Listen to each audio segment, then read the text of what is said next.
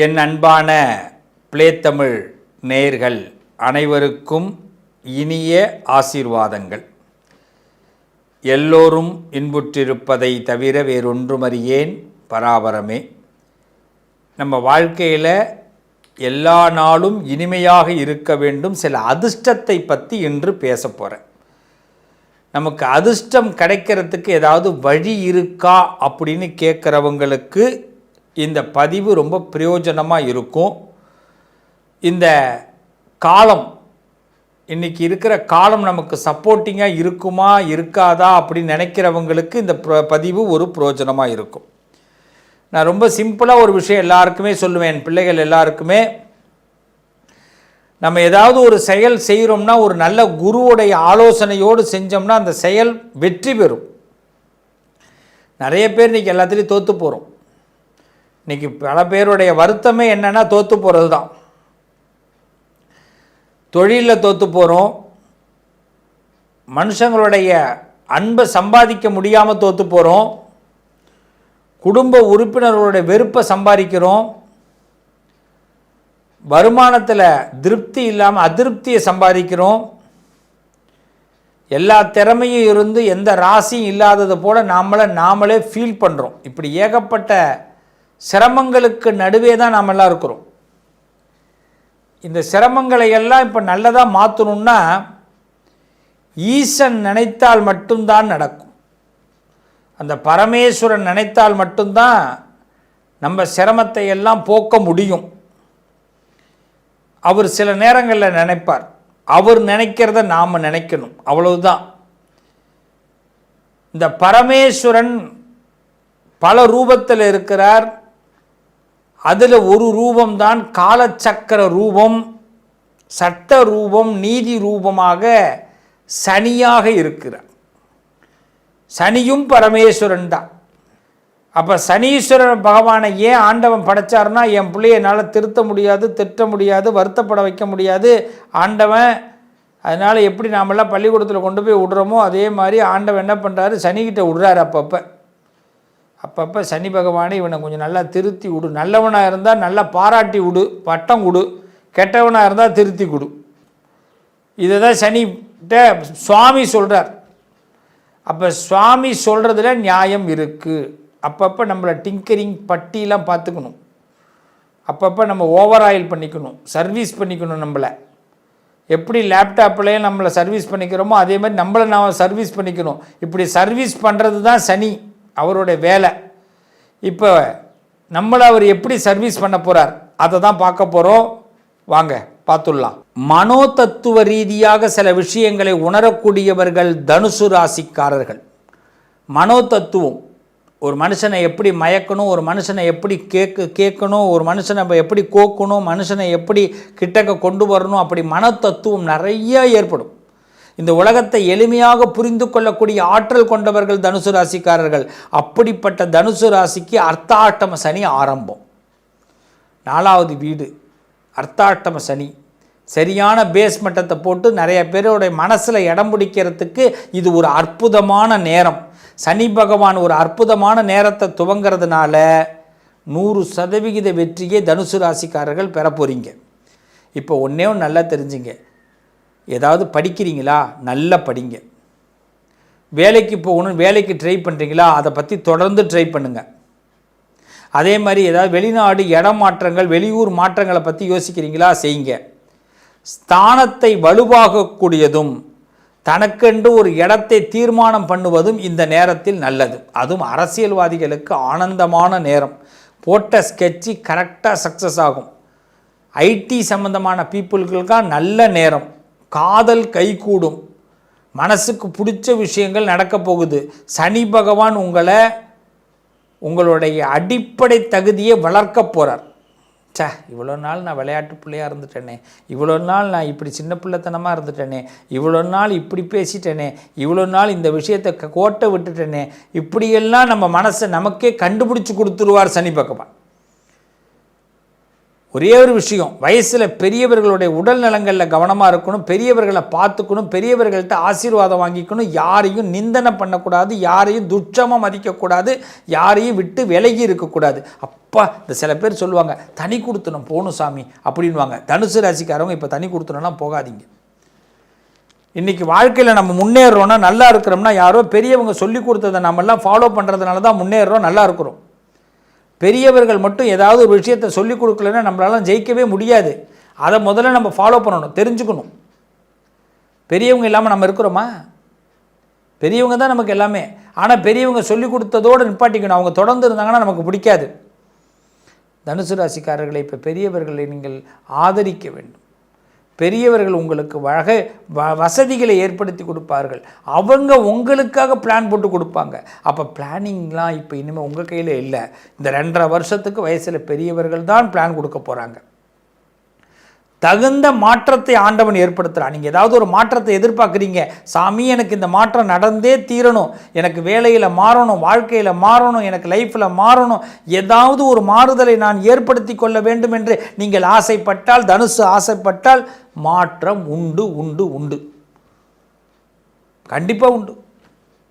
ஆனால் ஆசைப்படுறது மட்டும்தான் உங்கள் வேலை, நடத்துறது ஆண்டவனோட வேலை, சனீஸ்வரனுடைய வேலை. சனி பகவான் உங்கள் ஃபவுண்டேஷனை, பேஸ்மெண்ட்டை இப்போ சரி பண்ணுறார்.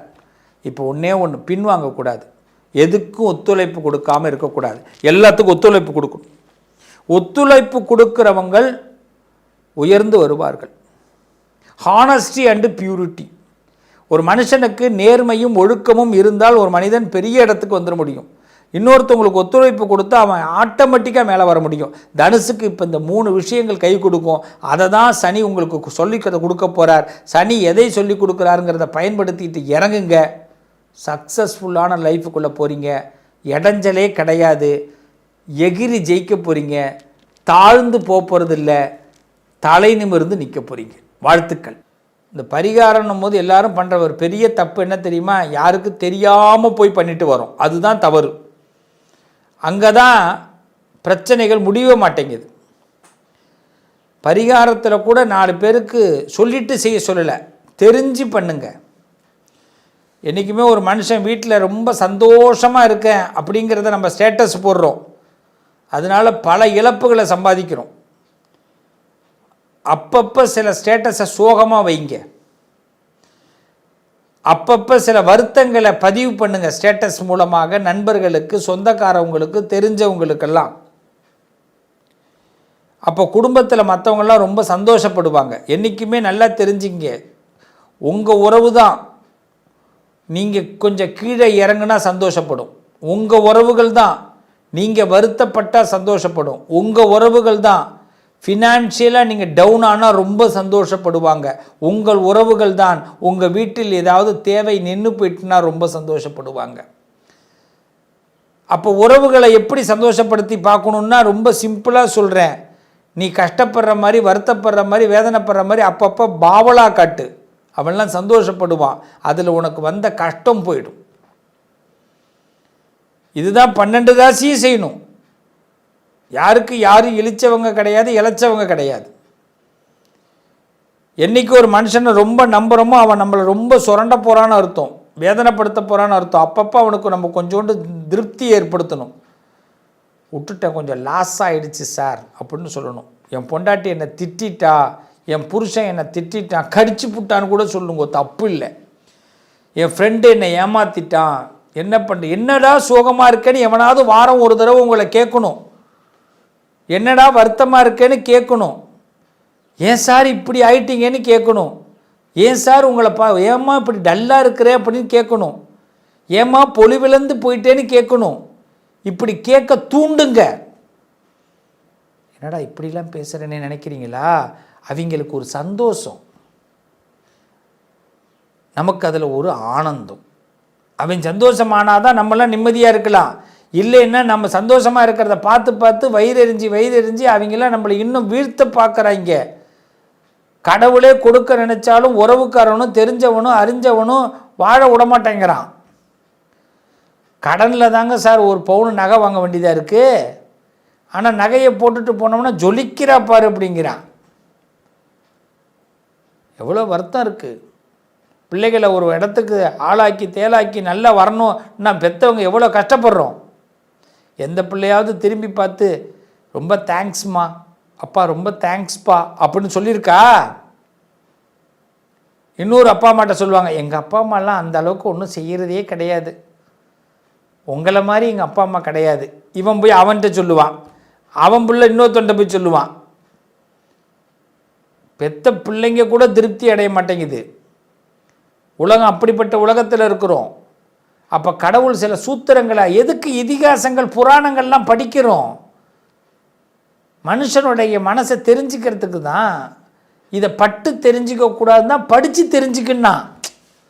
பெரியவர்கள்லாம் எதுக்கு இதெல்லாம் எழுதி வச்சான்னா, நீ கஷ்டப்படாதரா, பட்டு பட்டு தெரிஞ்சிக்க கூடாதரா, எல்லாத்தையும் எவ்வளோ பட்டினா அதில் கஷ்டமாக வருது, உன்னால் தாங்க முடியல, படித்து தெரிஞ்சுக்கோ அப்படின்னா. நம்ம என்ன பண்ணுறோம்? படிக்கவும் மாட்டேங்கிறோம், பட்டு தான் தெரிஞ்சுக்கிறோம். அதனால் இந்த சனி பெயர்ச்சியில், இந்த சனி பெயர்ச்சி உங்களுக்கு சங்கடத்தை கொடுக்க மாட்டார். முதல்ல அதை நம்புங்க.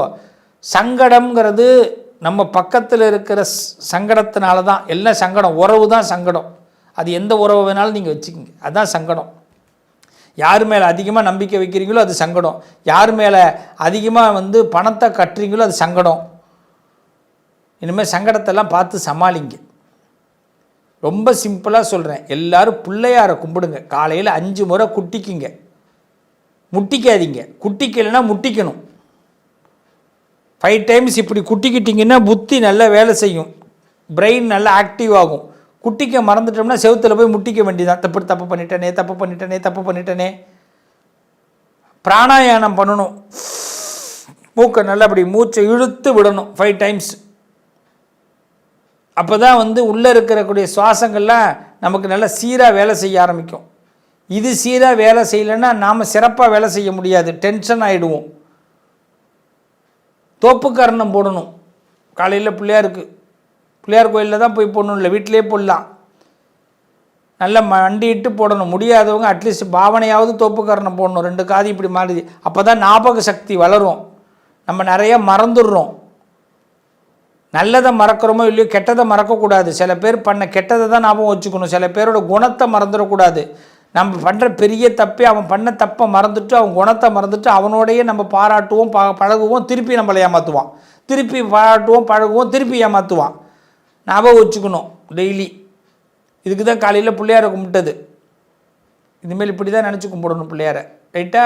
அவரை புத்திசாலித்தனத்தை கொடுக்குறார், பிரத்யேகமாக நம்மளை அறிவு புரட்சி பண்ண வைக்கிறார். அதான் பிள்ளையார். சனிக்கிழமை ஆஞ்சநேயர் கோயிலுக்கு போயிடணும். இனிமேல் எல்லாரும் ஆஞ்சநேயரை போய் அர்ச்சனை பண்ணணும். ஆஞ்சநேயர்கிட்ட எனக்கு புத்தி கொடு, சக்தி கொடு, தைரியத்தை கொடு. எல்லா பையிலையும் ஏமாத்துறான். எல்லாருடைய வாழ்க்கையிலுமே ஒன்று நல்லா தெரிஞ்சுங்க, உங்களோட மைனஸ் என்னன்னு தெரிஞ்சுட்டு உங்களை ஏமாத்துறான். இதுதான் உலகம். அதனால் ஆஞ்சநேயரை கும்பிடுங்கோ. இந்த சனி பெயர்ச்சி சகல நன்மையும் கொடுக்கும். நம்பி இருங்கோ, நல்லது நடக்கும். மீண்டும் உங்களை சந்திப்போம். வாழ்த்துக்கள்.